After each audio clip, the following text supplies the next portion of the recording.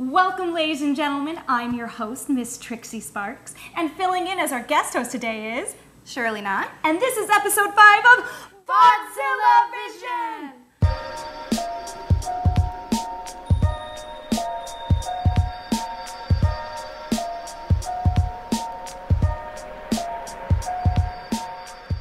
In Vaudezilla news, we have a few upcoming performances this month. GlamourCon, August 6th and 7th at the Crown Plaza in O'Hare. Bikes and Burlesque at the Holiday Club, August 17th. Lincoln Fair at the Lincoln Tap Room on August 19th. And Queerpocalypse at the Abbey Pub on August 20th. For more show information, please visit Vaudezilla.com. A few of Vaudezilla members were featured in Naked July, Art Stripped Down, which was held at the National Pastime Theater as part of the Beast Women Cabaret. We're really appreciative of this wonderful event, and thank you so much to Beast Women for having us there, and we look forward to seeing you guys again next year. In performance news, Dirty Devlin made his Burlesque debut at the Greenhouse Theater with his act, Negatif.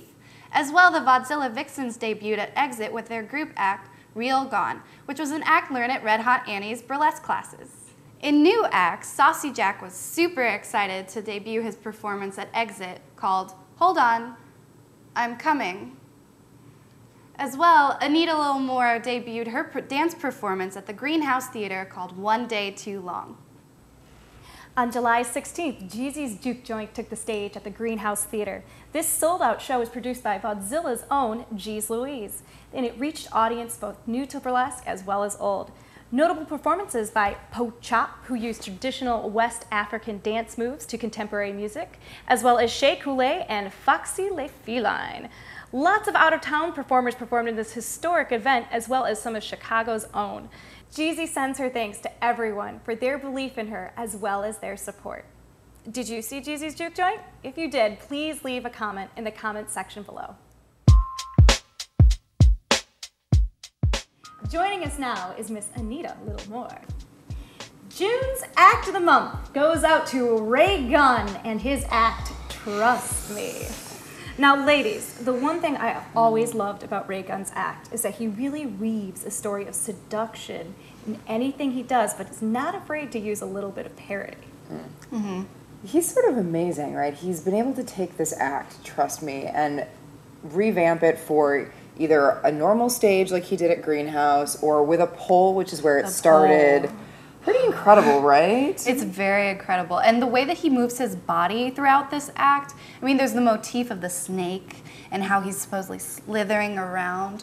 There's also that entrancing, enticing, like, come hither, but then he literally strikes at the crowd and will flip at you and then all of a sudden just slowly start taking off his pant leg. It's like you never know what to expect, which is always exciting. Yes, Ray is a very skilled performer, both in dance as well as acrobatics, too, and that shines through this piece. I think a lot of that comes from, you know, he has his own dance company, Corpo, and he's just such a strong, amazing dancer. The way he really uses that strength and he surprises you with how he can seem so completely statuesque in one moment and be fluid in the next. It's got to translate to some of his students and things he does in his classes. Oh my goodness. Oh, certainly, and of course he always has such fantastic costuming too. That's very functional as well. He really takes the time to slow down to those each different moments of the tease and remove that costume so seductively. I always love to see a man in a corset. Oh yes, always amen, love it, sister. My amen. goodness. And the way they use the stage door Johnnies always seem to have their sock garters as like that vintage nod, which very classic. Him in sock garters with that little apple going on. Delicious. My goodness. And we'd also like to take a shout out to the stage door Johnnies. Ray Gunn is a part of this fantastic troupe here in Chicago. They won Best Group at Miss Exotic World 2011. That is a very huge honor. So congratulations to the Stage Door Johnnies and also to Ray Gunn for being June's Act of the Month.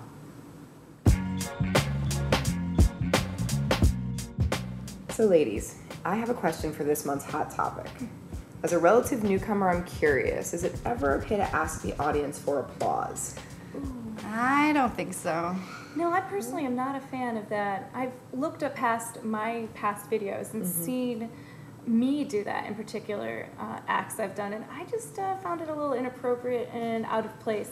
I feel if a performer is working hard and doing what they should be doing, the audience will catch up. to that performer and be able to applaud when it's appropriate. And usually when they ask for the applause, it's in a transitional time of the act, so it doesn't seem to fit with the pop or the reveal, so it could confuse the audience as to when they're supposed to cheer. And sometimes the audience is new to burlesque and not too familiar, so the energy of the audience may be very low. And I know the temptation's there, but I would try to stay away from it if you possibly could. It seems like it happens sometimes when people are either opening the show and the audience is just getting warmed up, and I've seen that happen a couple of times, and it just always strikes me as something unnatural for the performer as well, because usually they're energetic people. They're people that I sort of know are going to get the audience revved up anyway. So when I see it, it kind of makes me wonder why. And it's why kind they of might a do break from the character and the story of the piece itself.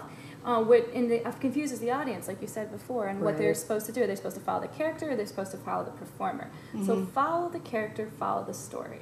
I also think maybe it makes the audience feel badly. Like they're not participating enough or doing what they're supposed to do. Calling out the audience. Right? And I would hate to make an audience member feel uncomfortable. I would want them to be there with me when they were ready, sort of engaged on their own time and their own way. That's an excellent point. Well, I remember when I first came to a show, I was in awe of the costumes, the dancing, and everything, that I was in such awe. I didn't know when to react. And when I did react, it was so natural that it felt amazing. You know, you can just appreciate in silence sometimes. Certainly. I know there's a few times where you can ask the audience to maybe clap along or snap along to the piece. Like if it's in the song or in the lyrics, or in the lyrics, and it kind of adds that little audience interaction, which is kind of fun too. But if it was me, I personally stay away from asking for applause. Okay, that's a good point. What do you think? If you guys want to share your comments with us, you can do that in the comments section below. Thank you for watching episode 5 of Vaudezilla Vision. We appreciate your feedback, so please leave your thoughts and ideas in the comments below. I've had such a fun time hosting. See you next time.